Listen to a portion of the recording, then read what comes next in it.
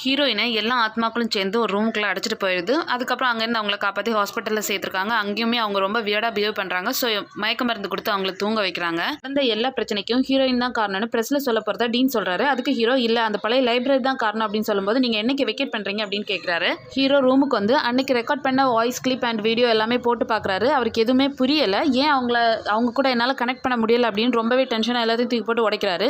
கரெக்டாக search bell அடிக்குது. உனக்கு இப்போ பெல் சவுண்டு கேட்டு தானே அசிஸ்டன்ட் கிட்ட கேட்கும்போது எனக்கு எந்த சவுண்டு கேட்கல, ஏன் எப்போ ஏதாவது சொல்லிட்டே இருக்கீங்க அப்படின்னு அவன் கிளம்பிடுறான். தனக்கு மட்டும்தான் இந்த சத்தம் கேட்குது அப்படின்றத புரிஞ்சுக்கிட்ட ஹீரோ மறுபடியும் பழைய லைப்ரரிக்கு போறாரு. அப்போ கரெக்டாக அவரோட ஃப்ரெண்டு கால் பண்ணி நானும் அந்த லைப்ரரி பற்றி தாண்டா அவங்ககிட்ட பேசணும் அப்படின்னு சொல்லி ஒரு இன்ஃபர்மேஷன் கொடுக்குறாரு. அந்த லைப்ரரியோட பில்லர்ஸ், ஆர்கிடெக்ட் அண்ட் மிரர் எல்லாம் பார்க்கும்போது அது ஒரு சர்ச் அப்படின்ட்டு சொல்றாரு. ஸோ ஹீரோவும் உள்ள போய் பார்க்குறாரு. நீ அவங்கள கனெக்ட் பண்ணுறதுக்கு முன்னாடியே அவங்க ஏதோ ஒரு வகையில் உங்க கூட கனெக்டிங்கில் தான் இருக்காங்க. ஸோ அதை நீ தான் ஃபீல் பண்ணணும் அப்படின்னு சொல்லி ஃப்ரெண்டு அனுப்புறாரு.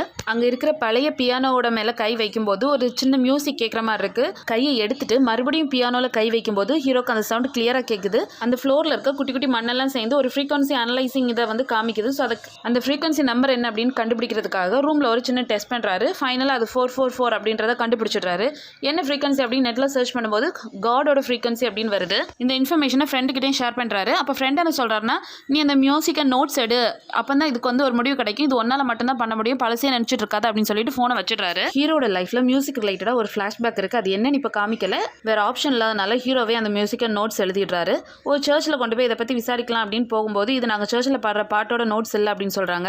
நான் ஹோலி ஏஞ்சல் சர்ச்லேருந்து வந்திருக்கேன்னு சொன்னோன்னே அங்கேருந்து தான் வந்திருக்கீங்கன்னு தெரிஞ்சுதான் நான் அவங்களை உள்ளே விட்டுருக்க மாட்டேன், தயவு செஞ்சு வெளியே போங்க அப்படின்னு விரட்டிடுறாங்க. ஹீரோ மறுபடியும் காரில் ஏறி கிளம்பலன்னு சொல்லும்போது அந்த ரேடியோ ஃப்ரீக்வன்சியில் 444 டேன் பண்ணி பார்க்குறாரு. ஆட்டோமேட்டிக்காக கியர் எல்லாம் டேன் ஆகி ஹீரோ எங்கே போகணும் அப்படின்னு வழிகாட்டுது. ஒரு காட்டுக்கு நடுவில் ஒரு மர வேலை செஞ்சுட்டு இருக்க ஒருத்தர்கிட்ட போய் நிற்கிறாரு.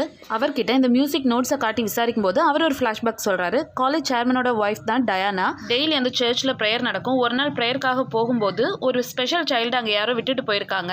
அந்த குழந்தைய எடுத்துட்டு நானே வளர்க்குறேன் அப்படின்னு சொல்லும்போது இந்த விஷயம் வெளியே தெரிஞ்சால் இந்த மாதிரி இருக்க எல்லா குழந்தைங்களும் இங்கேயே கொண்டு வந்துருவாங்க அப்படின்னு சொல்கிறாங்க. அதுக்கு கடவுள் எனக்கு ஒரு குழந்தைய மட்டும் கை காட்டலன்னு நான் நினச்சிக்கிறேன் அப்படின்னு சொல்கிறாங்க. நம்ம ஹாஸ்பிட்டலில் இதுக்கான இடம் இல்லை அப்படின்னு சொல்லும்போது இந்த சர்ச்சை அவங்களுக்கான இடமா மாறட்டும்னு சொல்லி அந்த சர்ச்சை இந்த குழந்தைங்களை தங்க வைக்கிறாங்க.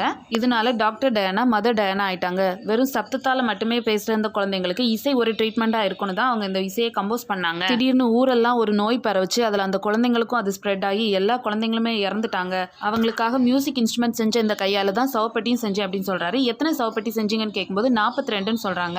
அதுக்கப்புறமா டாக்டர் டயானாக்கு என்னாச்சுன்றது யாருக்குமே தெரியாதுன்னு சொல்கிறாரு. அண்ட் அந்த குழந்தைங்களை அடக்கம் பண்ண இடத்தையுமே காமிச்சு கொடுக்குறாரு. புதைச்ச உடம்ப மறுபடியும் டெஸ்ட் பண்ணாதான் என்ன நடந்ததுன்னு தெரியும்னு சொல்லும்போது அந்த குழந்தைங்களை இறந்த அப்புறமா கூட நிம்மதியாக தூங்கிட மாட்டீங்களான்னு கேட்குறாரு. இதுக்கப்புறம் என்ன நடந்துன்னு தெரிஞ்சுக்க சேனலை மறக்காம சப்ஸ்கிரைப் பண்ணுங்க. இந்த வீடியோ பிடிச்சிருந்தா ஒரு லைக் பண்ணுங்க.